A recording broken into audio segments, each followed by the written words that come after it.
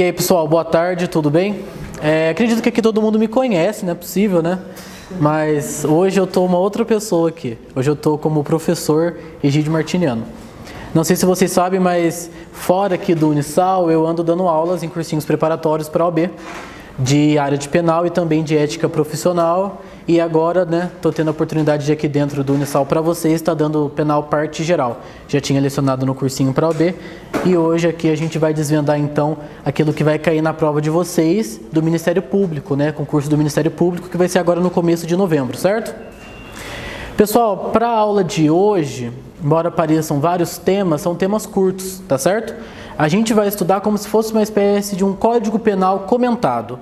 São os 11 primeiros artigos, que se o tempo nos permitir, iremos estudar. E aí a gente vai dar início à teoria do crime, tá certo? Dividir a nossa aula dessa maneira pelo seguinte motivo. Teoria do crime é uma matéria muito grande, muito extensa. Vai envolver vários elementos do crime que se subdividem-se e 1h30 a gente não ia conseguir exaurir. Então eu preferi hoje dar essa matéria mais conceitual, mais introdutória do direito penal da parte geral, para que na próxima aula, que a gente vai fazer questões, eu trago então as questões que são pertinentes à temática de teoria do crime, lá da aplicação da pena, tá certo? Para que a gente possa destrinchar, trazer os conceitos e vocês também não ficarem sem esse conteúdo, beleza? Começaremos por fontes do direito penal, interpretação, analogia, princípio da legalidade, lei penal no tempo do crime, conflito aparente de normas, territorialidade e extraterritorialidade da lei penal, eficácia de sentença estrangeira do lugar do crime, contagem do prazo e aí, como eu falei, o início da teoria do crime, tá certo, pessoal? Começando nossa matéria, essa questão você não vai encontrar propriamente ali no código, não está em nenhum artigo, mas é necessário se saber, se estudar, da onde vem a norma penal, pessoal. Então, qual é a fonte da norma penal? Da onde que surge na cabeça do legislador? É só por meio da lei a fonte da matéria penal? Não. Pessoal, nós temos dois tipos de fontes do direito penal. Nós temos a fonte material do direito penal, que é o quê? É a fonte propriamente da produção de norma. É da onde que ela vem.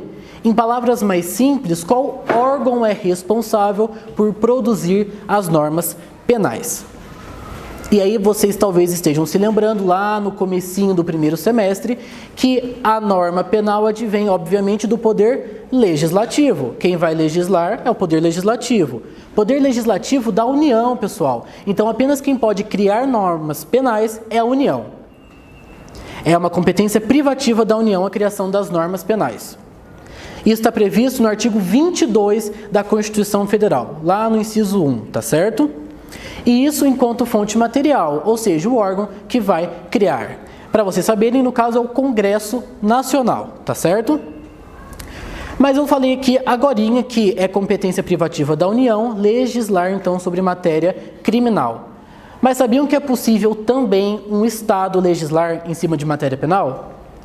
O próprio artigo 22, lá no parágrafo único, vai trazer essa exceção à regra, pessoal. Anotem também que, embora seja competência privativa da União, a fonte do direito material, a criação do direito material penal, é permitido pela própria Constituição que os Estados, desde que legislando em matéria específica ali da sua região, criar alguma norma penal. Então tenham em mente que a regra é União, Congresso Nacional vai legislar sobre direito penal, mas que alguns estados, se tiver ali alguma necessidade, alguma característica, vai poder também legislar em matéria penal. E isso que a gente acabou de falar é a fonte material. Mas temos também a fonte formal do direito penal, que subdivide-se em duas, pessoal. A fonte mediata, que é a lei. Então, a fonte imediata do direito penal é a lei, pessoal. A lei que está lá no Código Penal ou em outras legislações extravagantes. Mas também temos as fontes formais mediatas, que serão quem? Os costumes, os princípios. Essas também são fontes formais do direito penal. Quem vai definir o que é a fonte formal imediata, pessoal, é o que a gente chama de doutrina clássica. Doutrina clássica. Mas anotem o seguinte, que uma doutrina mais moderna entende que por lei como fonte imediata não é apenas a lei propriamente, lei ordinária, mas também Constituição Federal, mas também acordos internacionais, convenções internacionais, também seriam fontes imediatas formais do direito penal. E aqui sobre a questão imediata, então, que eu falei para os senhores do costume, eu pergunto o seguinte: costume pode criar um novo tipo penal, um novo crime? Vocês acham que o costume é capaz de criar um novo crime? Não, pessoal, o costume não é capaz de criar um novo crime.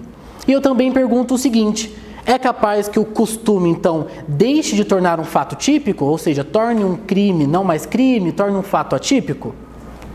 Para isso existem 3 correntes, pessoal. 3 correntes. Já digo para os senhores que a corrente que predomina é de que não é possível o costume revogar uma lei. Só pode revogar uma lei, e estudaremos mais à frente, uma outra lei, uma lei posterior que a revogue. Mas há uma corrente, pessoal, que entende o seguinte: pode ser que um fato comece a ser praticado pela sociedade e não seja mais considerado como crime. Essa primeira corrente, então, entende que pelo fato da sociedade não mais considerá-lo ali como um ferimento ao bem jurídico, há revogação tanto material quanto formal. Não é necessário nem lei, nem que o judiciário se preocupe com a aplicação ou não daquele tipo penal. E existe então uma terceira corrente que entende que na verdade é o seguinte: há uma revogação apenas formal, no seguinte sentido. Vamos supor o jogo do bicho, é o exemplo que a doutrina traz para nós. O jogo do bicho, hoje em dia, a gente conhece várias pessoas que acabam participando, e é uma contravenção penal, certo? Essa teoria vai entender o seguinte: não é mais um fato típico do ponto de vista de que a sociedade não mais considera como algo, nefasto, algo propriamente criminoso, mas não quer dizer que o costume poderá revogar essa contravenção penal. Mas, entretanto, supondo-se que alguém seja ali processado pela prática do jogo do bicho, o julgador não deve aplicar a sanção. Então, observe que aqui nós temos uma atipicidade apenas no sentido da não aplicação pelo julgador daquele fato. Mas isso não quer dizer que do ponto de vista formal, ou seja, da lei, uma nova lei veio e revogou, tá certo? De tudo isso que eu falei para vocês e que provavelmente vocês devem ter viajado um pouco, entendam apenas que costume não revoga nenhum crime, tá certo? Essa é a doutrina que prevalece. Avançando, interpretação da lei penal. Pessoal, existem diversos tipos de espécies de interpretação da lei penal.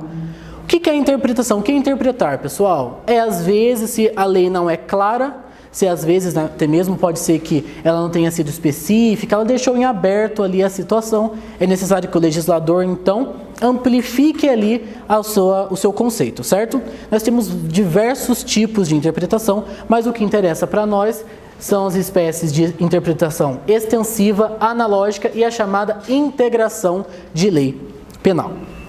Pessoal, começando pela interpretação extensiva. Interpretação extensiva é o seguinte: tem ali o artigo, tem o tipo penal, e o tipo penal possui uma palavra genérica. Uma palavra genérica no sentido de que ela não complementa nada, ela tem uma eficácia mais contida. Então, como que você vai aplicar se você não sabe como que ela funciona? Será necessário, então, que o julgador ou mesmo o legislador interprete ela extensivamente enquanto o significado daquela palavra, daquele elementar do crime, por exemplo. Então, se ela teve um significado ali aberto, a interpretação extensiva vai vir com a função, então, de tentar descobrir o que ela quis dizer com aquilo. Beleza? Temos também... Tá muito rápido? Não. Temos também interpretação analógica, não confundam com analogia, tá bom? A interpretação analógica é o seguinte: no mesmo tipo penal, no mesmo artigo, na mesma frase em que dá um exemplo para vocês do que a lei está incriminando, ela vai deixar uma última palavra genérica em aberto, para que o aplicador da lei possa então interpretar como será aplicado. E eu trago um exemplo para vocês visualizarem.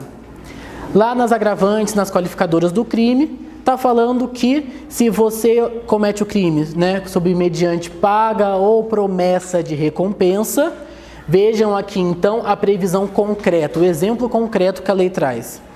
Ou outro motivo torpe. O que seria motivo torpe?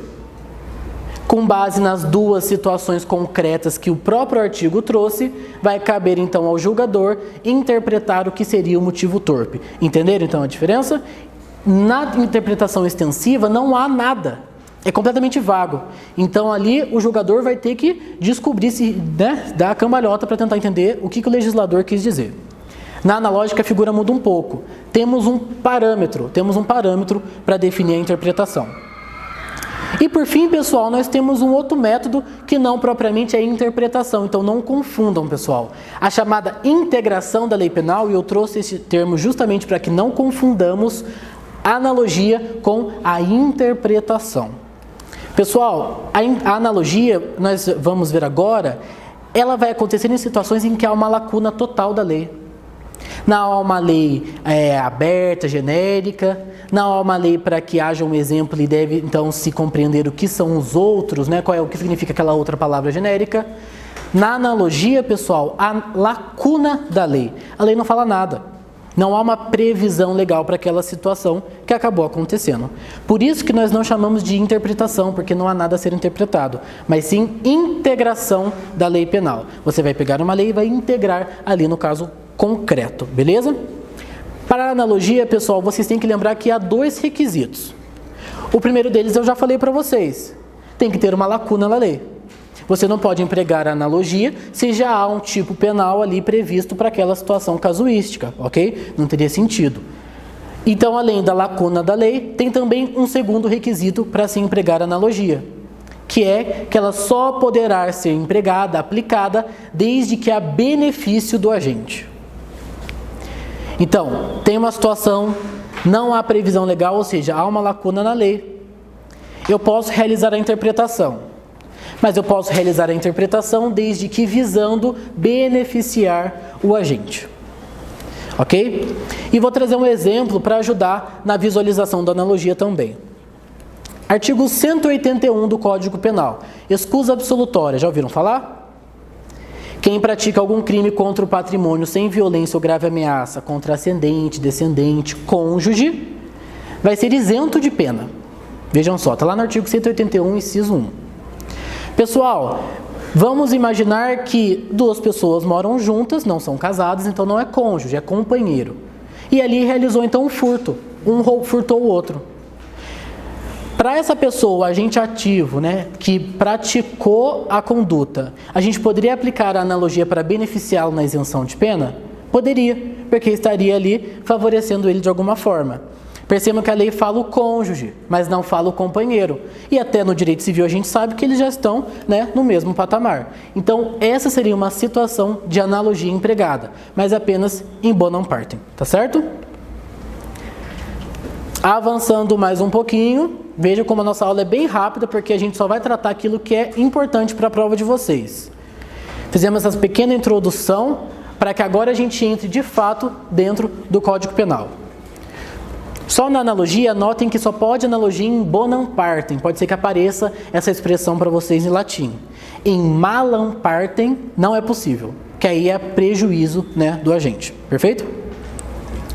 Adentrando então o nosso Código Penal, o primeiro artigo vai dizer que não há crime sem lei anterior que o defina. Não há pena sem prévia cominação legal. Pessoal, o que esse artigo 1º está querendo dizer para a gente? É um princípio super famoso. Princípio da legalidade. Em um Estado democrático de direito, onde se protege, se respeita as liberdades e garantias individuais, é necessário então que de alguma forma a gente pare a pretensão punitiva do Estado, para que ele não prenda qualquer um, não ataque qualquer um. O princípio da legalidade, então, vem justamente para isso, que ele vai trazer para a gente duas situações em que o Estado não poderá agir, a não ser que ele já tenha atuado antigamente. O princípio da legalidade, se quiserem anotar, a doutrina entende, embora haja divergências, como tudo no direito, mas entende se tratar de gênero. Princípio da legalidade de gênero, da qual se desdobra dois subprincípios. Tá certo? Anotem aqui também que tem simetria legislativa. Coloquei aqui para vocês no 5º 39 da CF. Que é aquele que fala que não há crime sem lei anterior que o defina, nem pena sem prévia cominação legal. Tá bom? E aí, enquanto gênero, nós temos dois subprincípios. O princípio da reserva legal e o princípio da anterioridade da lei penal. Esses dois princípios a gente consegue aduzir do artigo 1º, perdão. O princípio da reserva legal, pessoal, ele vai dizer que não há crime sem lei anterior que o defina. Então, se vocês pararem para pensar, não é possível que eu seja punido por algo que ainda não tem previsão legal, certo? Bem tranquilo com relação a isso, né? E o mesmo parágrafo 1º ainda vai falar o seguinte, da anterioridade da lei penal, ou seja, um complementa o outro. Não apenas sem prévia cominação legal. O que vocês estão entendendo com isso? O Estado não pode punir ninguém se não tiver ali, ao tempo do crime, um artigo, né, um tipo penal que preveja, que puna aquela situação, ok? Então, se não era crime ao tempo do fato, não há que se falar em punição. E aí, se não há então uma prévia cominação legal, vejam só, ele também não poderia alcançar quem está lá atrás. E os primeiros artigos do Código Penal são assim, são desdobramentos um do outro, tá certo? Então, artigo 1º, princípio da legalidade, que se desdobra em dois subprincípios, reserva legal e anterioridade. É necessário que haja previsão legal e que ela seja anterior ao tempo do fato, tá certo? Se depois virou crime, não vai alcançar ali, ok?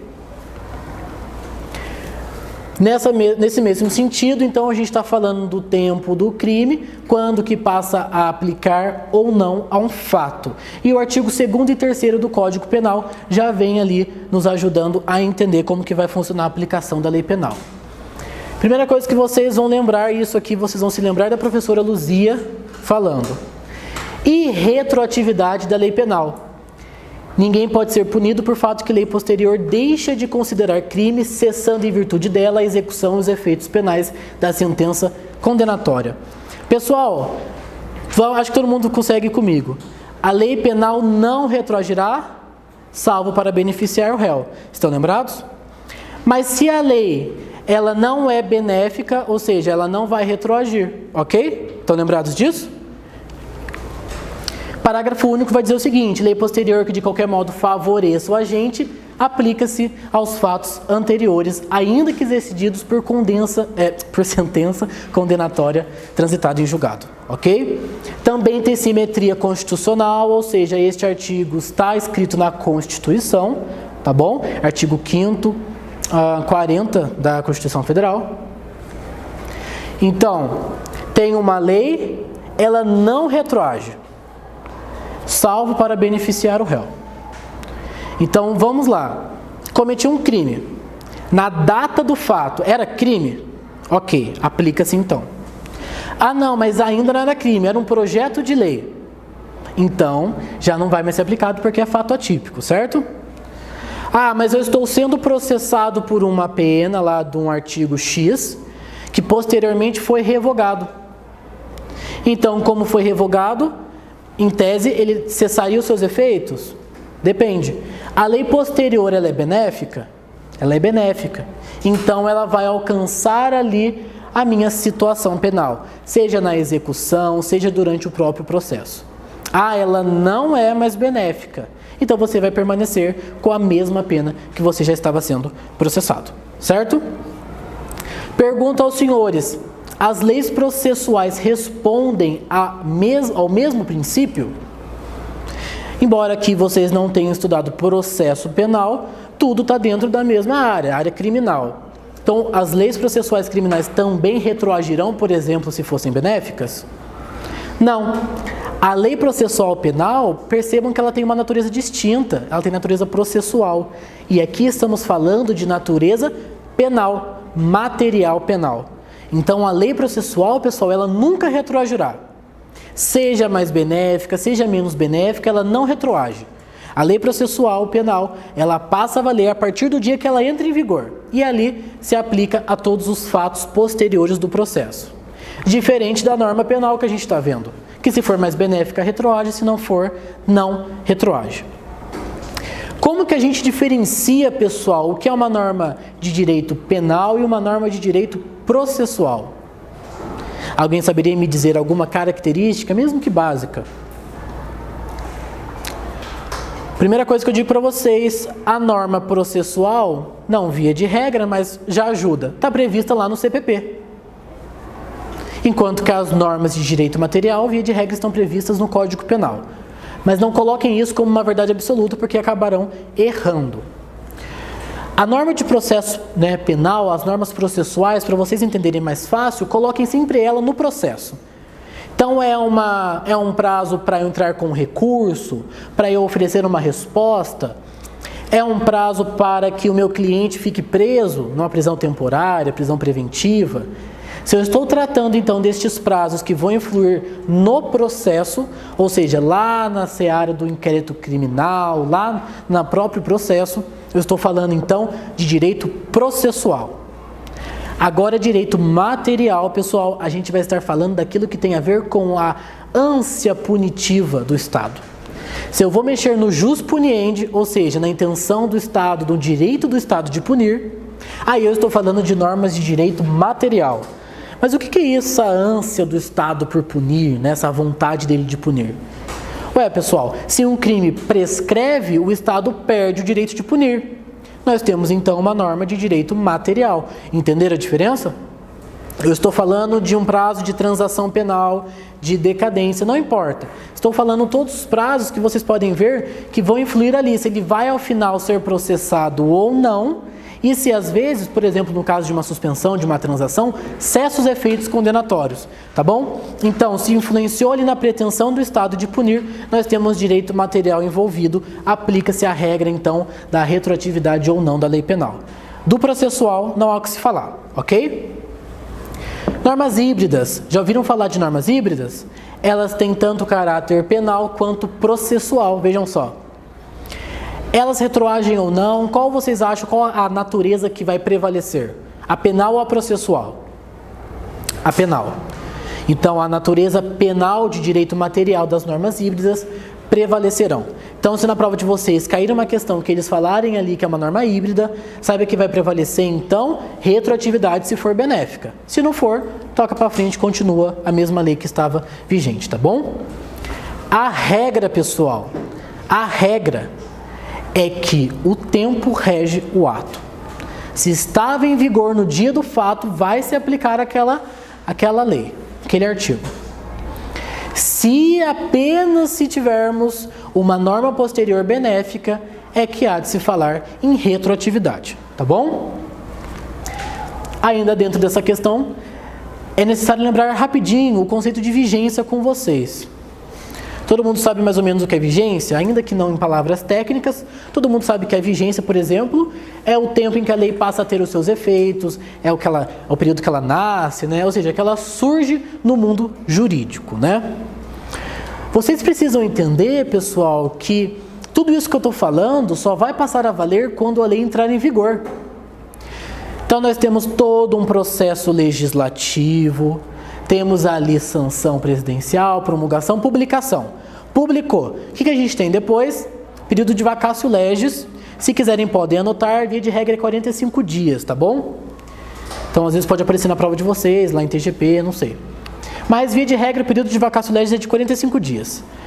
Uma lei, quando vai ser publicada, vai estar escrito: esta lei entra em vigor X dias após a sua publicação. Foi, por exemplo, 1 ano do CPC, 120 dias a da reforma trabalhista. Neste período que ela está em vacatio legis, é como se fosse para o mundo jurídico se preparar para a sua vinda. Ela tem efeitos, pessoal? Não. Então, anotem que no período de vacatio legis, não há que se falar na retroatividade mais benéfica da lei, tá bom? Porque ela não produz efeitos, entendem? Então, se ela não produz efeitos, vai ter que esperar ela entrar em vigor para que a gente possa falar se ela vai retroagir ou não, tá certo? E aí, estamos falando de uma norma então que está em vacatio legis, terminado o período de vacatio legis, entrou em vigor. Provavelmente ela vai o quê? Revogar uma norma anterior, uma norma que estava em vigor, certo? Nós temos 2 tipos de revogação de lei. Nós temos a expressa, que é quando esta nova lei vai trazer ali no seu bojo, claramente que ela estará revogando a lei número X. Então ela falou lá, né, lá nas disposições finais, por exemplo, que após a sua entrada em vigor, né, a lei XXX sai fora de linha, está revogada. Essa é a expressa, ela trouxe ali na sua redação. Mas nós temos a tácita, que é quando a lei nova, ela não diz claramente que vai revogar a lei XYZ, mas ela vai cuidar da mesma matéria que essa outra lei cuida. E às vezes ela vai cuidar com muito maior abrangência, com, né, maior complexidade, mais completa. Então, tacitamente você vai entender que você vai deixar de aplicar a lei mais antiga, porque uma nova que entrou em vigor, mais completa, abarcou tudo aquilo que ela tinha. Ou ainda, uma nova lei em vigor está falando as coisas contrárias àquela outra lei. E pessoal, essas coisas que eu estou dizendo que ela pode ser contrária ou não, mais completa ou não, não quer dizer que necessariamente ela será uma lei mais benéfica, ok? Ela pode ser uma nova lei que seja mais grave, seja mais prejudicial do ponto de vista do agente, tá bom? Ou ela pode ser uma lei menos completa, porque a gente encontra muito disso, né, no nosso mundo jurídico, leis que não são completas. Então pode ser que haja uma lei que seja boa e entre uma nova que não seja tão boa, tá bom? Não associem o fato de uma lei posterior ser sempre benéfica, tá certo? Cabecinho de vocês, que a lei que vai retroagir é aquela que melhora a situação do agente, do réu, lá do condenado. Nós temos uma hipótese de lei posterior chamada abolitio criminis. Todo mundo está lembrando desse conceito, porque todo mundo guarda essa palavra na cabeça. Abolitio criminis é o seguinte, é uma nova lei que às vezes vai estar, por exemplo, tornando aquele fato atípico, supondo que seja uma revogação expressa, ou não, simplesmente ali eles foram lá e revogaram aquela lei, fica arriscadinho no nosso código, aquela lei saiu fora, não está mais em vigor. Então ela foi revogada.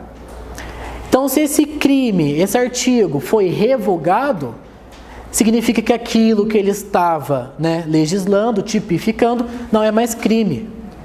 Então se o fato deixa de ser crime, o que acontece? Ocorreu abolitio criminis. Pessoal, se ocorreu abolitio criminis, vai ou não retroagir? Não é bom para o agente se aquele fato que ele está sendo processado deixa de ser crime? É ótimo, né? Tem coisa melhor que isso. Anotem que quando ocorre abolitio criminis, vai cessar todos os efeitos da condenação. Todos os efeitos, pessoal, da seara criminal. Então ele não vai ser considerado reincidente, não vai ser considerado com maus antecedentes, nada disso. Afinal de contas, não é mais crime. Se ele não cometeu crime, não tem que estar falando de nenhum reflexo criminal. Mas anotem que se o crime dele eventualmente teve reflexos administrativos, teve reflexos cíveis, estes continuarão, porque o fato deixou de ser crime. Mas se ali houve alguma composição cível, ela ainda é devida, tá certo? Os reflexos que a gente fala do abolitio criminis são apenas na seara criminal, certo? Pessoal, podemos ter também a novatio legis impeius, que é uma lei posterior que de alguma forma agrava a situação do agente. Se quiserem anotar, lex gravior. Ela pode então aumentar a pena do crime, ela pode ali exigir que seja um cumprimento maior de pena, uma nova qualificadora, enfim. Se ela de alguma maneira ali, né, atrapalhou, vamos dizer, ferrou a situação do agente, nós temos uma novatio legis impeius. Pessoal, ela retroagirá? Não, evidentemente que não. Mas isso nós temos uma novatio legis in melius. Uma nova lei que de alguma forma ajuda o agente, favorece. Diminui a pena, né? Diminui ali a fração que ele deve cumprir para a progressão. Vejam só, melhorou a situação dele. Ela vai retroagir ou não? Retroagirá, evidentemente, porque não melhorou super como na abolitio criminis, mas melhorou a situação dele. Então passa a ser aplicado. Por fim, temos a novatio legis incriminadora, que é o antônimo ali do abolitio criminis. Um fato que não era crime, com a edição de uma nova lei, passou a ser crime. Evidentemente que então, o princípio da reserva legal não vai retroagir. Então, se vamos supor Fazer academia virou crime, seria o meu sonho. Fazer academia virou crime. Eu que estou pagando academia agora, que nem um bobo, esses últimos dias, eu vou ser punido? Não. Mas aí entrou em vigor hoje. E amanhã eu vou para academia. Aí sim, eu passei a praticar este crime. Entenderam? Muito simples, né? Todo mundo gostou do ir na academia. Beleza, pessoal? Leis de vigência temporária. Vejam como que o começo do Código Penal, ele dá muitas instruções importantes de como que acontece a aplicação da lei penal, o tempo da aplicação da lei penal, né? Como que vai funcionar se entra uma lei nova, se não entra. Vejam só. Quando a gente fala de leis de vigência temporária, o que a gente está falando? Olha o que a lei traz. A lei excepcional ou temporária, embora decorrido o período de sua duração ou cessadas as circunstâncias que a determinaram, aplica-se ao fato praticado durante sua vigência. Lei temporária e lei excepcional. Já vamos ver o que são cada uma, mas anotem que elas possuem duas características. O nome já diz, elas são autorrevogáveis, ok? Observem que passou o período ali de duração, ela vai ser revogada. Eu dei uma adiantada, ela está aqui, mas depois a gente volta.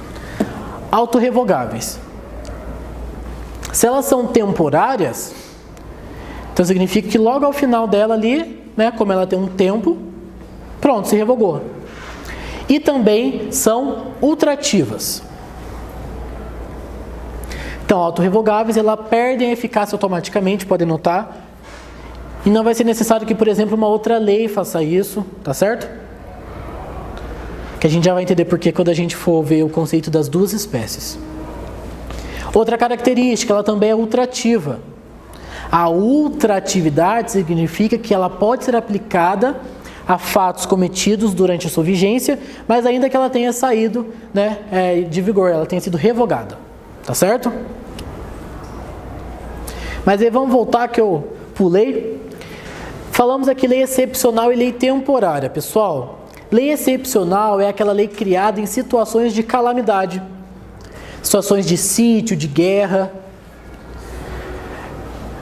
Vamos supor que esteja havendo uma epidemia e se torne compulsório, por exemplo, que as pessoas ali que estejam contaminadas, elas se entreguem para ser colocadas em quarentena.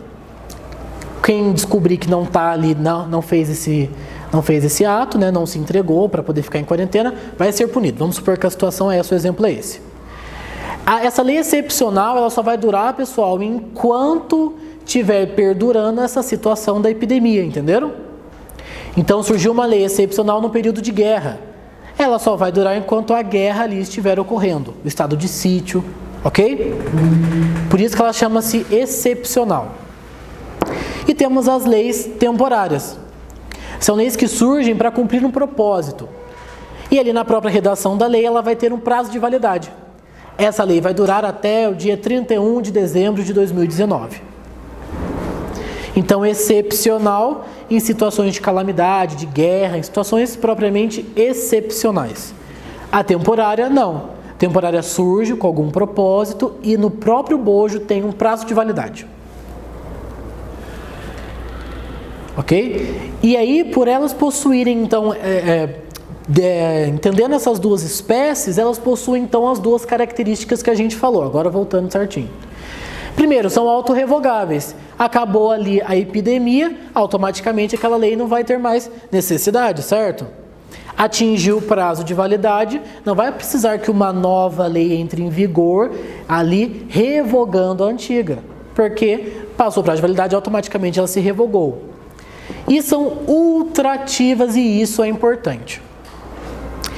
Essa ultratividade, ela vai significar que ela ficou vigente ali num período, praticou-se um fato e aí só depois se descobriu.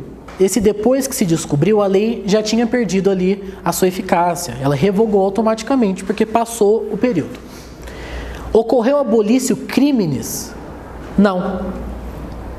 Então ele ainda será punido pelo fato. Entenderam? É isso que quer dizer a ultratividade. é a sua aplicação, ainda que já tenha sido revogada. Porque não há que se falar em abolício criminis quando a gente fala das leis temporárias ou excepcionais. E ela vai aplicar, pessoal, mesmo que ela seja mais grave do que uma eventual outra lei que fique ali vigente. Ela vai aplicar sendo mais grave ou sendo mais benéfica, não importa, ela será aplicada. Porém, anotem o seguinte, que se surgir uma nova lei, às vezes, posterior, e naquela lei constar que vai ser aplicada aos fatos cometidos na vigência da lei excepcional ou temporária, então ela é uma lei mais benéfica que surgiu e ali o legislador colocou, vai ser aplicado no período de sítio lá da lei X. Neste caso, então, não vai ser aplicada a lei excepcional ou temporária, mas vai ser aplicada esta lei temporária mais benéfica. Entenderam? Vamos repetir, surgiu uma nova lei, nesta nova lei estava previsto claramente, aplica-se esta lei aos fatos cometidos na vigência lá da lei temporária ou lei excepcional. Nesta situação, então, deixará de se aplicar aquela lei para que se aplique essa nova lei posterior, mais benéfica, tá certo? Vamos anotar alguns conceitos antes de avançar para a próxima matéria. Do seguinte, pessoal, anote o seguinte. Quando a lei está em vigor, ela está no seu período de atividade. Então, uma lei que está em vigor está no período de atividade. Nós temos, então, a atividade, que é o período da vigência, e temos a chamada extra-atividade, que são os períodos que ela poderia ser aplicada fora da sua vigência, ok? É meio que um rememorando de tudo que a gente já viu. Dentro dessa extra-atividade, a gente tem duas possibilidades. Da retroatividade, que só pode ser em que situação? Da lei mais benéfica, ok? Retroatividade. Ou nós temos a ultratividade, que seria no caso das leis de vigência temporária, tá bom? Avançando ao artigo 4º do Código Penal, pessoal. Considera-se praticado o crime no momento da ação ou omissão, ainda que outro seja o momento do resultado. Sobre o momento do crime, nós temos duas teorias, né, que vão dizer qual é o momento.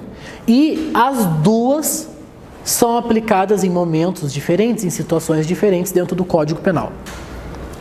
A teoria da atividade, pessoal, vai dizer que se considera ali praticado o crime no momento da conduta comissiva, leia-se ação, ou omissiva, pouco importando o período da consumação. Ou seja, se eu pratico um crime na data de hoje, 22 de outubro, considera-se o tempo do crime hoje para essa teoria.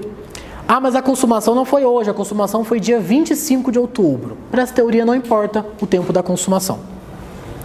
Temos também a teoria do resultado, onde o crime é praticado no momento da produção do resultado. Bem didático esse nome, né? Então eu pratiquei a conduta hoje, dia 22, mas só houve o resultado no dia 25, considera-se praticado então o crime no dia 25. Qual que é a teoria adotada aqui, pessoal? Teoria da atividade, ok? Então, nosso Código Penal, se vocês lerem aqui, vocês vão ver que é um conceito que está aqui. Teoria da atividade é que foi adotada no nosso artigo 4º do Código Penal, tá certo? Sabe o que é crime permanente? Talvez os mais velhos saibam, mas em linhas gerais, crime permanente é aquele que sua execução prolonga no tempo.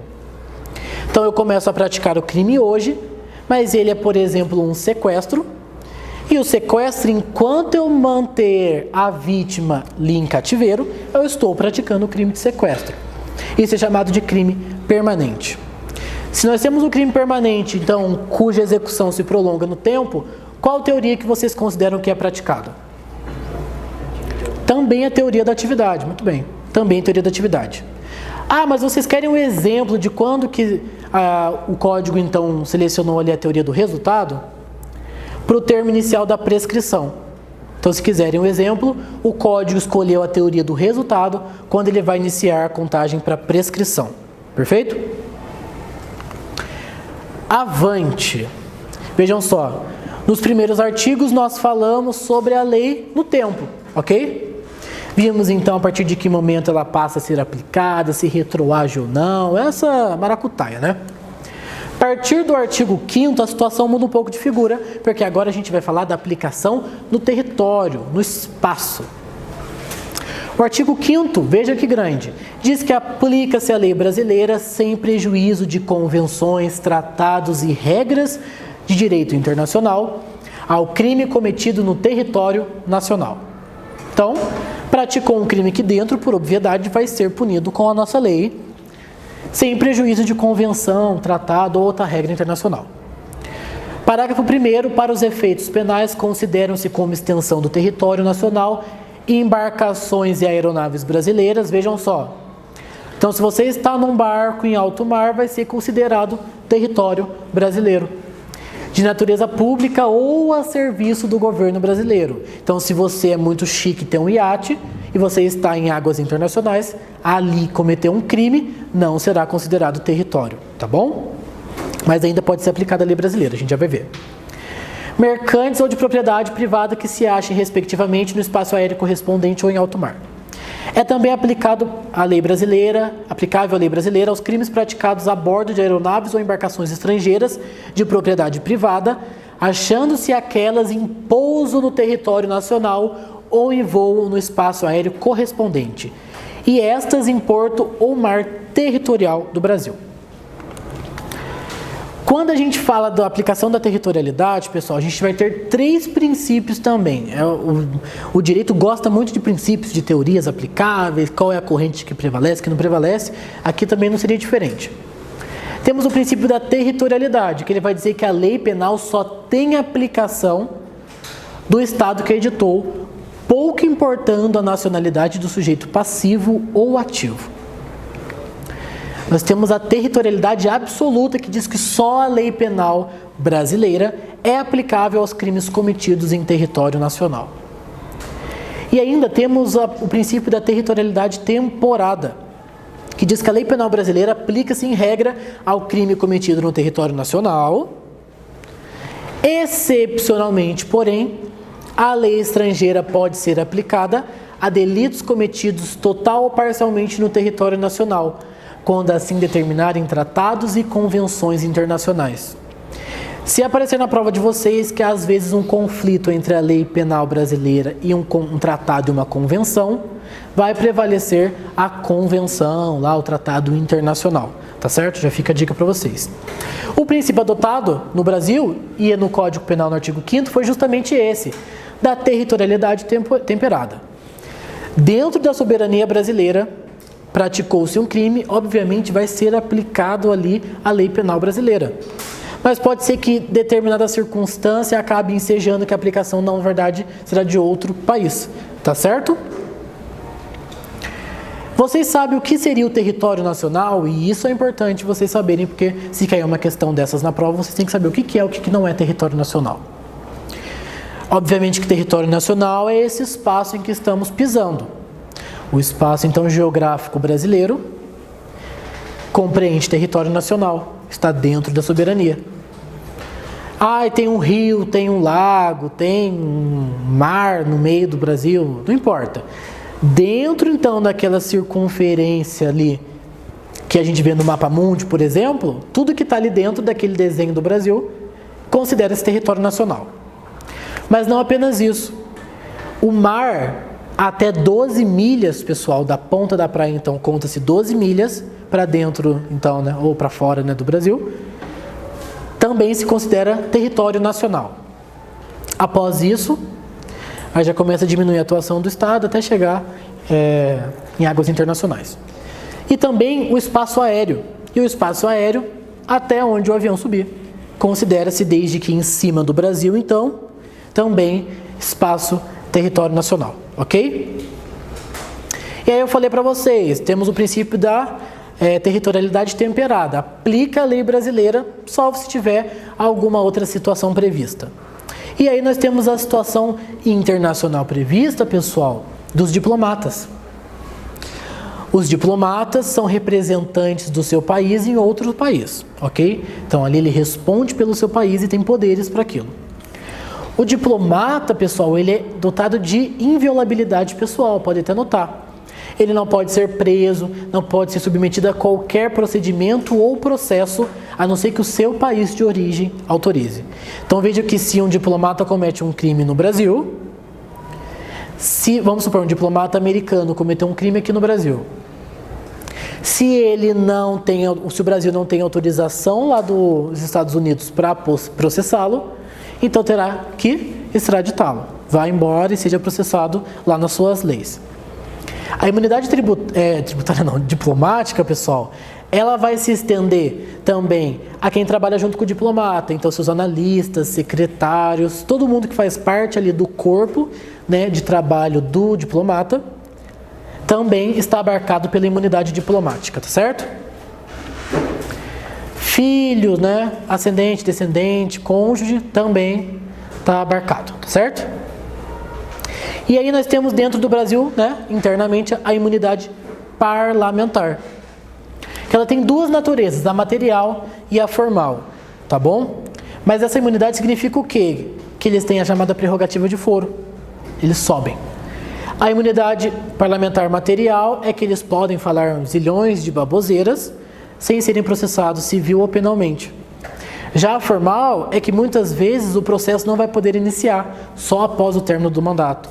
Ou mesmo só em circunstâncias muito específicas é que ele poderia ser processado criminalmente ou mesmo preso, certo? Isso tudo dentro da territorialidade, mas como forma de exceção, tá bom? E aí, dentro da territorialidade, a gente pergunta para vocês, lá no artigo 6º, onde se considera praticado crime, pessoal? Vejam, considera-se praticado crime no lugar em que ocorreu a ação ou omissão, no todo ou em parte, bem como onde se produziu ou deveria produzir-se o resultado. Vejam só. Então, o que interessa para a gente saber? Que o lugar do crime, até porque isso é questão de competência, lá no processo penal vocês vão estudar, para você saber onde vai ser processado, você precisa descobrir então onde aconteceu esse crime. Onde ocorreu a ação ou omissão, ainda que no todo ou em parte. Se às vezes começou no lugar e terminou no outro, a gente pode ver uma outra situação, então, para definição de competência. E também, bem como onde se produziu ou deveria produzir o resultado. Vejam só, tanto onde ocorreu a ação quanto onde ocorreu o resultado, também considera-se lugar do crime. E aí, sobre essa temática, novamente, temos 3 teorias. Teoria da atividade, que o lugar do crime ou da ação ou omissão, sendo irrelevante o local da produção do resultado. Não é isso que está falando aqui, certo? Do resultado, o lugar do crime é apenas onde aconteceu mesmo ali a consumação do crime. Também não foi a teoria, né, adotada pelo Código Penal. A teoria adotada, esse nome é bem sui generis, todo mundo lembra, né? A teoria da ubiquidade omista. Considera-se lugar do crime tanto da conduta quanto da consumação. Foi a teoria adotada. Já vi perguntar qual foi a teoria adotada. Ou já vi perguntar para vocês em prova lá do MP, fulano praticou o crime lá ou se consumou o crime em X lugar. Ele vai dar uma história e vai te perguntar qual teoria significa, tem a ver com aquela situação que ele está narrando. Vejam só, para que vocês conheçam as 3 teorias e saibam identificá-las, entenderam? Não necessariamente vai perguntar qual é a teoria prevista no Código Penal. Pode perguntar, porque a prova do MP, de estagiário, né, não inventa muito, mas pode ser também que ela apresente algum casinho para você ali tentar identificar qual é a teoria adotada, certo? E aí, teoria adotadas em diferentes situações, vejam só. Assim como a gente falou ali da aplicação da lei penal e ter as suas exceções, que depois vocês pegam, pessoal, o artigo e leem. O Código Penal ele é muito literal, ele é muito claro. No caso do crime praticado no território nacional e o resultado foi produzido no estrangeiro, vejam só, também se aplica a teoria da ubiquidade. Então o cara ele começou a praticar o crime no Brasil, ele conseguiu ir embora. O objetivo dele às vezes era mesmo ir para outro lugar, ele fugiu, enfim. Se esse cara entrar de novo no Brasil, ele será processado aqui. Assim como pode ser que se ele entrou no outro país, ele possa ser processado lá. tá certo? É o caso que vocês devem ter visto no jornal do brasileiro que foi executado lá naqueles países asiáticos por tráfico de droga. O Brasil queria trazê-lo para processá-lo aqui, porque lá se prevê pena de morte, como foi o que aconteceu, entenderam? A conduta dele começou aqui, porque o tráfico, o objetivo era que o resultado se consumasse lá, certo? Nos casos de crime de menor potencial ofensivo, ou seja, lá do GEC, GCRIM, Lei 9.099 de 96, aplica-se a teoria do resultado. Então, para a gente saber o lugar do crime lá nos crimes de menor potencial ofensivo, é relevante saber, então, onde que se consumou. Onde começou a ação não é importante, mas onde ela se consumou é. Para a Lei 9.099 de 96, Juizado Especial, ok?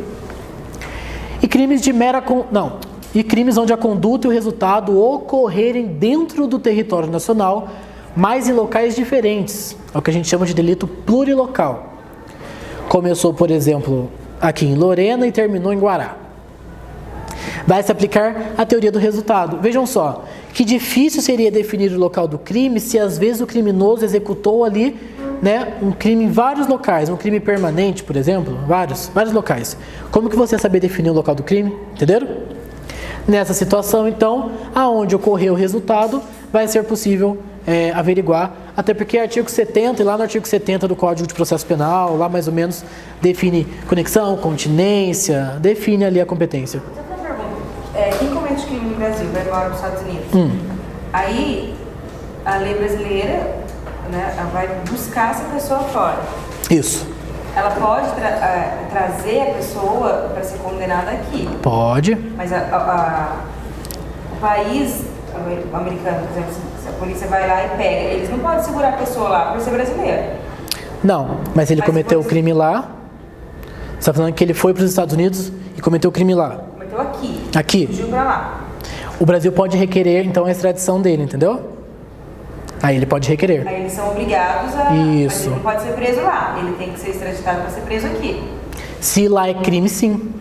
Entendeu? Agora, se lá não é crime, ok. Que nem o pessoal que vai pra Holanda. Não pode prender a pessoa lá. A polícia brasileira pode ir lá e trazer a pessoa fora. Pode sim, tá bom? Mas lá, como o crime não aconteceu lá, entendeu? Aí traz pra cá. Traz pra cá. Porque é do interesse até mesmo é interesse do Brasil processar quem é seu nacional. Ainda mais nos Estados Unidos, que tem, por exemplo, pena de morte. Então ela vai querer trazer pra cá. Tá certo? E aí tem esses acordos, convenções, que é tudo para que se o Brasil requerer para os Estados Unidos que traga, né? Ó, por favor, extradita aí o meu brasileiro. Tudo isso é para que os Estados Unidos então entregue. Ok? Depois, quando a gente for ver essa questão da aplicação da lei internacional, até fala que às vezes o Brasil internamente, por exemplo, se ele cometeu crime nos Estados Unidos, só adiantando a matéria, mas ele cometeu crime lá nos Estados Unidos, o Brasil vai querer punir ele aqui do mesmo jeito, né? Pode ser que os Estados Unidos não queiram extraditar, ok? Assim como pode ser que a gente não queira extraditar um estrangeiro para lá. Que aí vai cair dentro da soberania, tá certo? Inclusive na matéria. Vejam só, artigo 7º do Código Penal, olha quanta coisa ele vai dizer para vocês quando a gente fala da extraterritorialidade, lá do artigo 7º. Ele fala que ficam sujeitos à lei brasileira, embora cometidos no estrangeiro, vejam só, então é um crime cometido lá fora, mas que pode ser sujeita à lei penal brasileira. E ele vai trazer pra gente, ó, 2 incisos. Ele fala, engraçado que os dois ele fala os crimes, poderia ter colocado tudo em um só, né? Mas é que ele divide ali, então depois vocês entendem. Os crimes praticados, então, contra o presidente da República, contra a vida ou liberdade do presidente da República. Se for praticado nos Estados Unidos um atentado contra o Bolsonaro, é de interesse do Brasil que seja aplicada a lei brasileira. Ok? Mesmo que quem tenha cometido o crime seja estrangeiro. Exatamente, mesmo que seja estrangeiro, porque foi contra essa pessoa. Então, o Brasil vai querer trazer para punir aqui, tá bom? Contra a vida ou liberdade, eu falei, contra o patrimônio ou fé pública da União, Distrito Federal, Estado, de território, de município, de empresa pública, sociedade de economia mista, autarquia, fundação, instituída pelo poder público. Ou seja, praticou um crime contra uma empresa que seja do governo, por assim dizer, para a gente poder tentar resumir tudo isso aqui. Então, é uma empresa do governo, autarquia, fundação, não importa. Vai ser no interesse, ainda que, por exemplo, seja lá fora, seria feito um acordo, por exemplo, da Petrobras com uma petrolífera internacional, e lá fora eles fizeram alguma picaretagem para prejudicar a gente aqui. Cometeram um crime.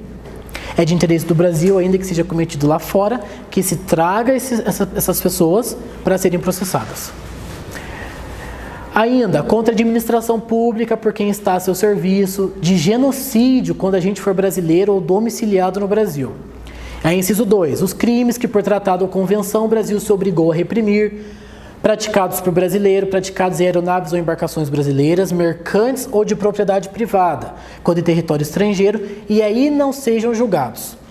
E aí ele traz alguns parágrafos que vão trazer alguns requisitos. No caso do inciso 1, o parágrafo primeiro fala: o agente é punido segundo a lei brasileira, ainda que absolvido ou condenado no estrangeiro. Vejam só. Então vamos voltar aqui no exemplo do presidente. Foi um atentado contra a vida do nosso presidente lá nos Estados Unidos. O cara foi processado lá. Foi condenado.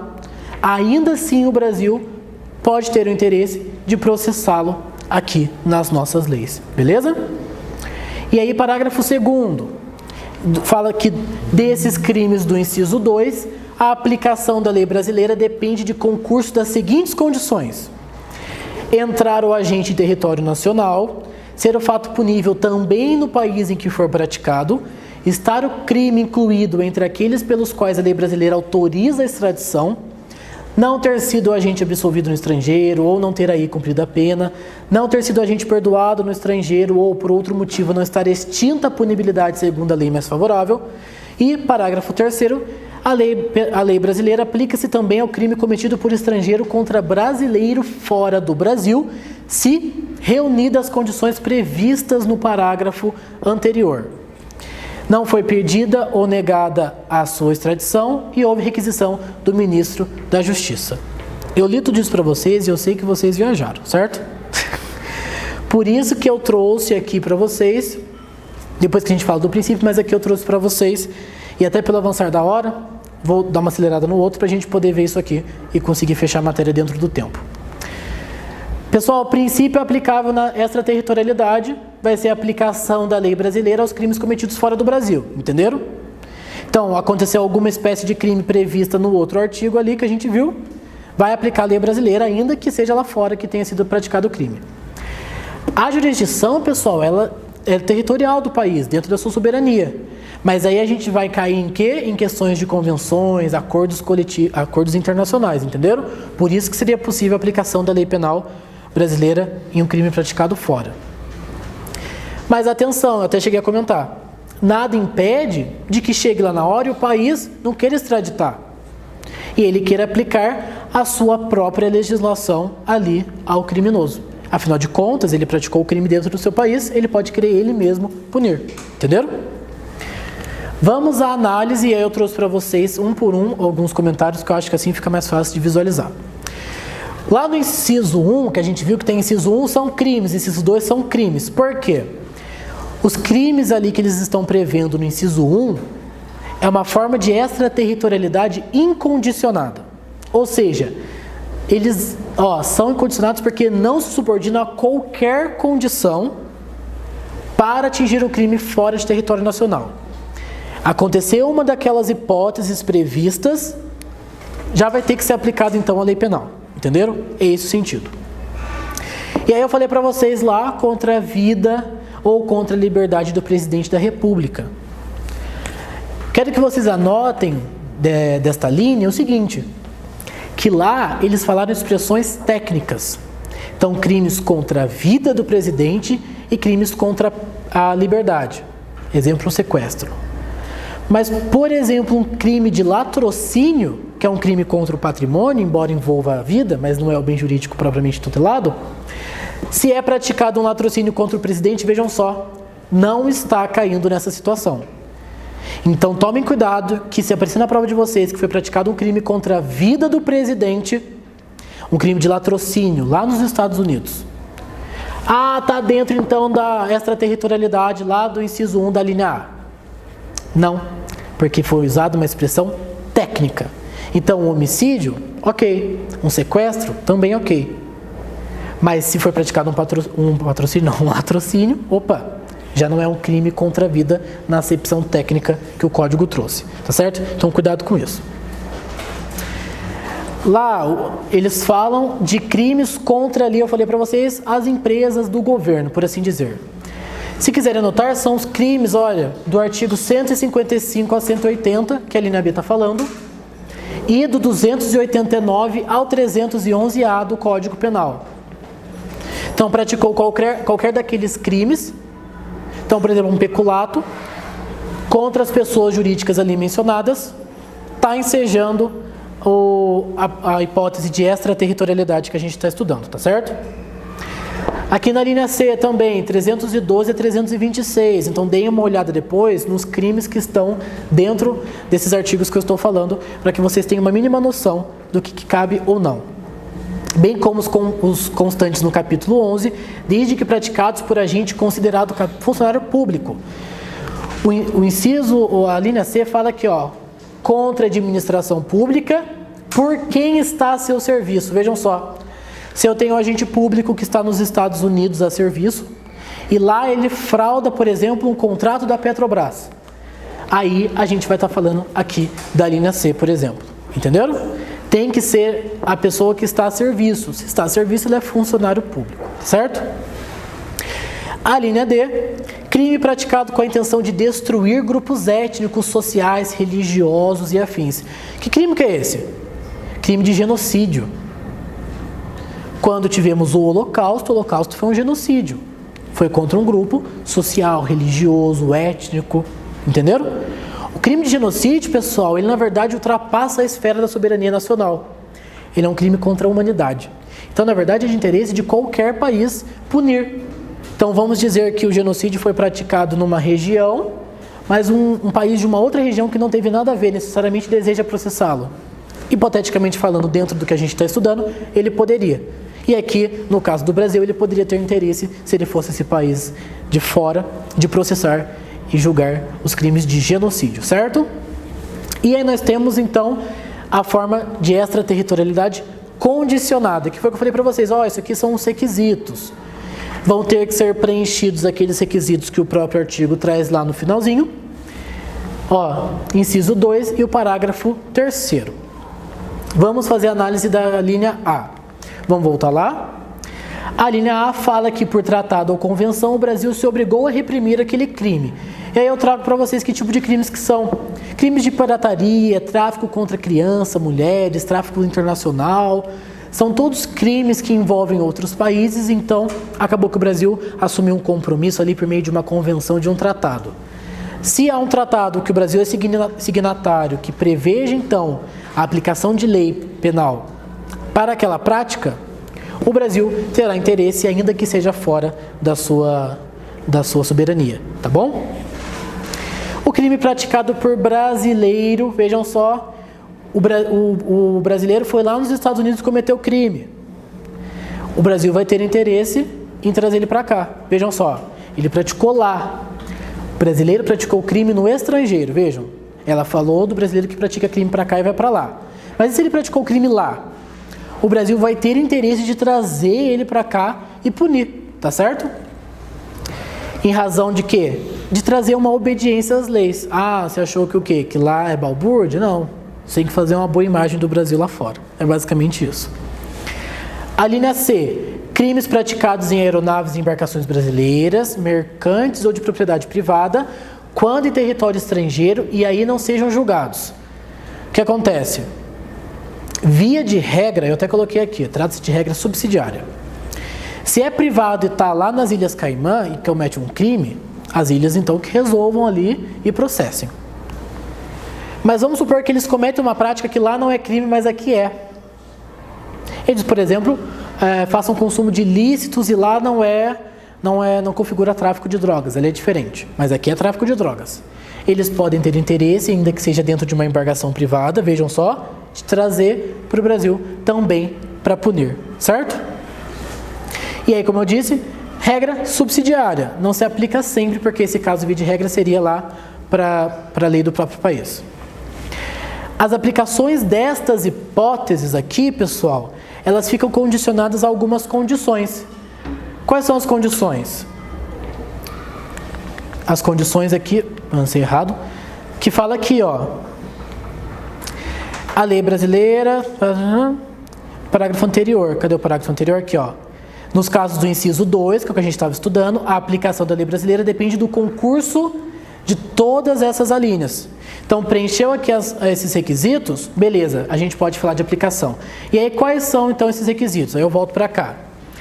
Pessoal, se a presença do brasileiro foi breve lá nos Estados Unidos, ele foi lá, fez um passeio, ou foi aqui dentro, por exemplo, aí vamos inverter também a figura, eu sempre falo do brasileiro, mas o estrangeiro, ele cometeu um crime aqui, foi só uma viagem, foi embora.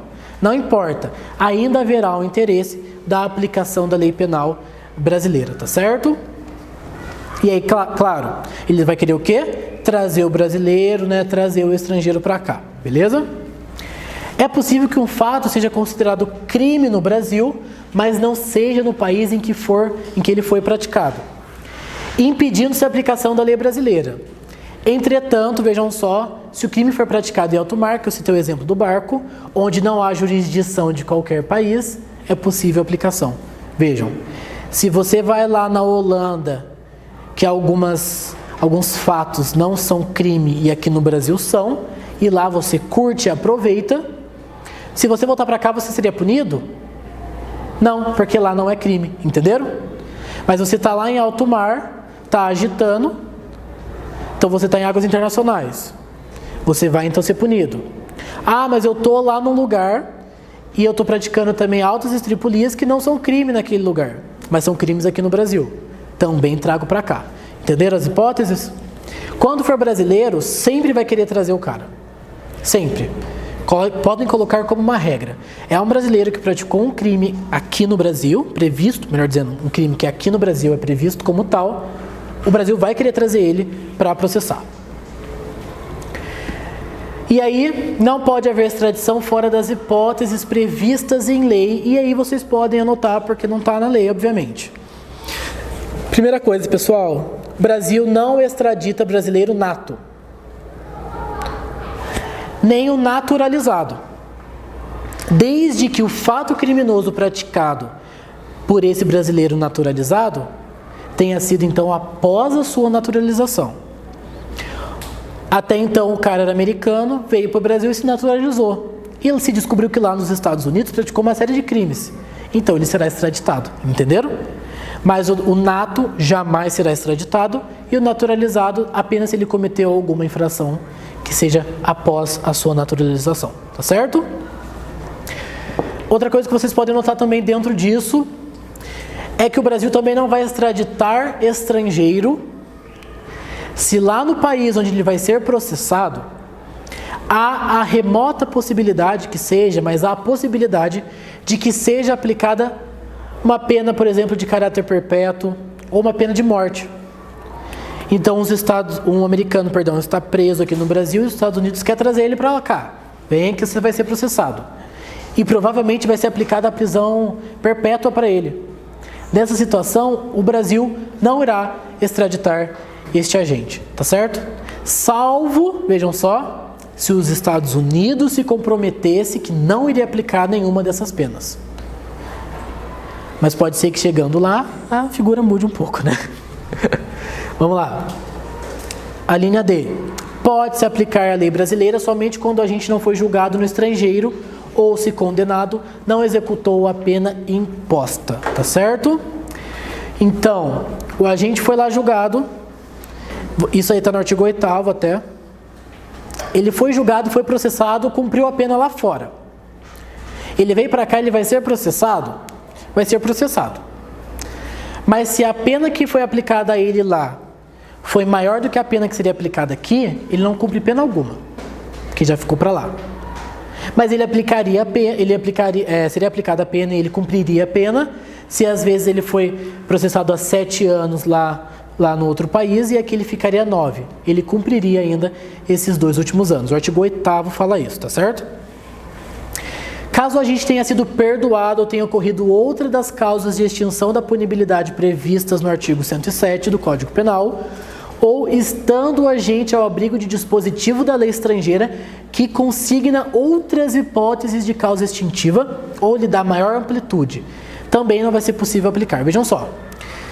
Ele aplicou um fato criminoso lá nos Estados Unidos, mas ele estava abarcado por alguma excludente de ilicitude, de culpabilidade, de tipicidade, que é prevista lá, mas não é prevista aqui.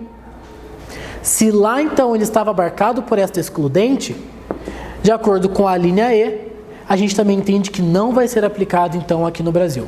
Entenderam essa situação? Agora, se lá não foi crime, ele foi processado, vem para cá, vai ser processado, pode ou não cumprir pena. Se lá não foi crime, não importa também, venha para cá, que aqui você vai ser processado, certo? E aí, princípios mais princípios para a aplicação da extraterritorialidade, pessoal.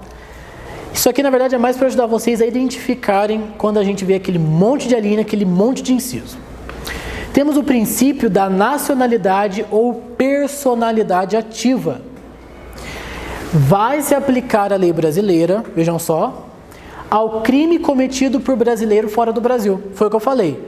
Sempre que estiver envolvido brasileiro, vai ser aplicada a lei daqui do país. E nós temos a nacionalidade ou personalidade passiva.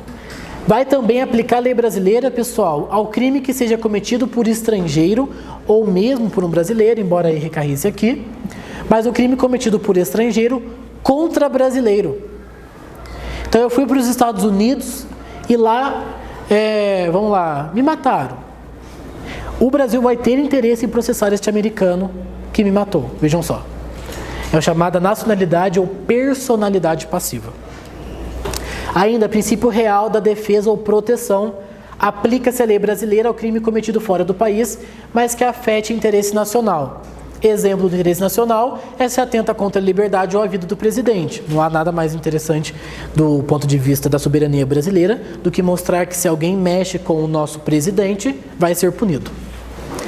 Justiça universal, ou também chamado jurisdição universal, é no caso de genocídio. Foi o que eu falei para vocês. Todo Estado tem o direito de punir, porque é um interesse da humanidade, é um crime contra a humanidade. E aí ele vai aqui elencar quais são os incisos e as alíneas. Princípio da representação. A lei penal brasileira também é aplicável aos delitos cometidos em aeronaves e embarcações privadas, quando realizados no estrangeiro, e aí não venham a ser julgados. Foi o que eu já falei para vocês, mas tem um nomezinho, princípio da representação. Não é crime lá, não foi julgado, não foi condenado lá, mas é crime aqui, pois que venha, que aqui você vai ser punido, ok? Sei que com essa minha explanação, provavelmente vocês não devem ter pegado muito bem, são muitos critériozinhos. Depois eu vou estar passando esse slide, e vocês peguem a lei, leiam a lei, e aí, se quiserem até imprimir um slide ou imprimir a lei, façam as considerações e as observações, porque na verdade o que vai cair na prova de vocês, lei seca, claro, mas o diferencial que é o difícil é justamente o que significa o crime contra a vida do presidente, entenderam? Você vai passar exercício pra gente, né? Na próxima aula a gente vai só fazer exercício. E aí eu faço exercício e explico o conceito. Vai ser assim, tá bom? Bom, vamos na eficácia de sentença estrangeira e aí a gente acaba pelo avançar da hora, beleza? Artigo 9º vai falar, então, de uma sentença lá de fora do Brasil. O que acontece aqui dentro, no plano interno? O artigo 9º diz que a sentença estrangeira, quando a aplicação da lei brasileira produz na espécie as mesmas consequências, pode ser homologada no Brasil para obrigar o condenado à reparação do dano. Vejam só, teve punição internacional e aí vai ser homologada, a gente vai ver por qual tribunal. Vai ser homologada aqui no Brasil. Pode obrigar o cara a reparar o dano, instituição, qualquer outra coisa que seja da área civil. Pode sujeitá-la à medida de segurança. Então observe o seguinte, que vai ser executada às vezes a pena aqui, que o cara pode ter sido processado lá fora, mas ele fugiu para o Brasil de volta. E o Brasil não extraditou, correu o processo, sentenciou. E aí ele vai mandar para o Brasil para que aqui seja aplicado, então, seja executada a sua pena, tá certo? Para os efeitos previstos no inciso 1, de pedido da parte interessada, ou seja, a homologação vai depender disso. Pedido da parte interessada. E para outros efeitos da existência de tratado de extradição com o país cuja de cuja autoridade judiciária emanou a sentença, ou na falta de tratado de requisição do ministro da Justiça. Então, quem vai requerer a homologação vai depender.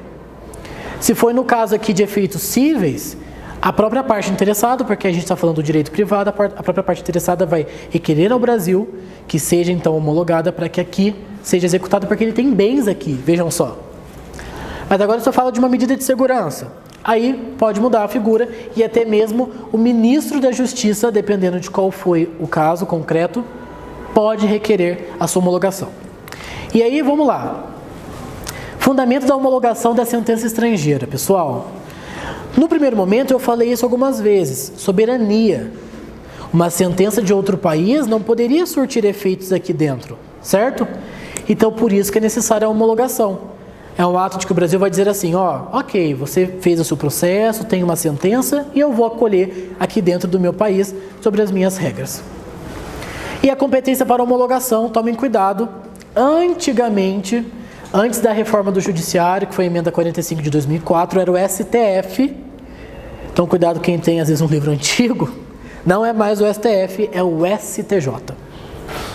Quem vai dizer isso é o 105 inciso 1, a linha I. Quem vai homologar a sentença, então, estrangeira é o STJ. E aí, o que vai ter que ter nessa homologação? O que tem que ter dentro desse pedido? Na verdade, o STJ, ali, os seus ministros, não vão fazer uma análise do mérito do que está naquela sentença. Eles vão verificar a forma, se respeita o procedimento brasileiro e o quanto ela é aplicável com base nas nossas leis, entenderam? Então não vão, não, a pena não vai ser de 10 anos, vai ser de 8. Não, eles não fazem essa análise. É uma análise de forma, tá certo? E aí, deliberação obrigatória. Nem toda sentença, pessoal, vai precisar ser homologada no Brasil, vejam só. Salvo se for necessário, que eu já falei para vocês, a sua execução. Às vezes a execução ficará frustrada porque o cara fugiu para cá, porque o cara tem bens aqui. Então, aí é necessária a homologação. Agora, se é uma outra natureza de ação, às vezes para reconhecer um vínculo, por exemplo, uma relação de reconhecimento de paternidade, não seria necessário homologar, porque se reconheceu, tá ok. A não ser que para essa ação você precisa requerer efeitos concretos aqui no plano interno. Beleza? E aí, contagem do prazo, dá para ir? Vocês mandam. Tá uma cara de paisagem, a moça sinalizou, vamos continuar. Contagem de prazo, isso aqui a galera costuma achar como um fantasma. Meu Deus, quando eu virar advogado, vou ter que contar prazo. Se eu perder o prazo, tô ferrado. Não parece tão difícil, tá? Não é. Só que você tem que ter cuidado e saber contar para frente, menos mal. Voltei. Contagem de prazo, mas aqui eu estou falando de contagem de prazo de direito material, que eu já falei para vocês um pouquinho hoje, lembram? Aqui não é a contagem processual, e eu já explico como que é processual. Olha que interessante, o artigo 10 já vai dizer: o dia do começo inclui-se no cômputo do prazo. Contam-se os dias, os meses e os anos pelo calendário comum. Calendário comum é que ele quer dizer o gregoriano, que é o que a gente segue. Observe o seguinte, aqui vocês já tiveram processo civil, já estudaram prazo, certo? Mas, vamos lá. Direito material, o termo inicial, inclui o dia do começo. E como que a gente conta um prazo de processo civil? Exclui o dia do começo, começa a contar a partir do dia seguinte, e conta o dia do fim. Aqui não. Então, no processo penal é a mesma coisa. Exclui o dia do começo e conta o dia do fim, porque o prazo processual tem essa regra. Quando a gente falar, então, de um prazo de direito material, como, por exemplo, para prescrição, você vai incluir o dia do começo e excluir o dia do fim. Vejam só, virou, tá vendo? Então, tomem cuidado para não confundir. Acho pouco provável, mas se cair uma questão na prova que peça ali que vocês calculem um prazo, vocês começam sempre pelo ano, supondo que tem essa variação. Contem o ano, depois contem os meses. E contem os meses em dias cheios, né? Janeiro, fevereiro, março, abril, maio, junho, julho. No final, vocês contam os dias. Não transforme tudo em dia, já vi gente fazendo isso. Eu vou somar todos os dias do ano e vou transformar em dias. Não. Contem um ano após o outro. Ah, mas tem ano bissexto. Pode ignorar. Ah, mas tem mês de 30 dias, 31 dias, 28 dias. Para a contagem do mês, podem ignorar. Janeiro, fevereiro, um após o outro. Para depois, na contagem de dias, aí sim vocês ficarem ligados, né? Que é mês de 31, de 30 dias. Mas na próxima aula que a gente for fazer questões, aí eu faço com vocês um cálculo de prazo e aí vocês vão ver que, na verdade, é super baba. Diferencia o prazo processual com o prazo de direito material, eu já expliquei. Prazo processual vai incidir diretamente no processo. O de direito material não, é lá no direito punitivo do Estado. Então vocês podem guardar os mais comuns, prescrição, decadência. A decadência, embora envolva entrar com o processo, é prazo penal, tá bom? Agora é prazo para recurso, é prazo para entrar com uma ação.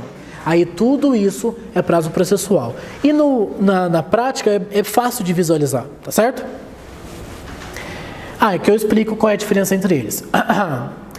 E aí, para terminar, dentro da contagem do prazo, o artigo 11 diz o seguinte: não é possível que lá na cominação da pena, o magistrado coloque que o cara vai ficar preso 6 anos, 5 meses, 3 dias e 12 horas.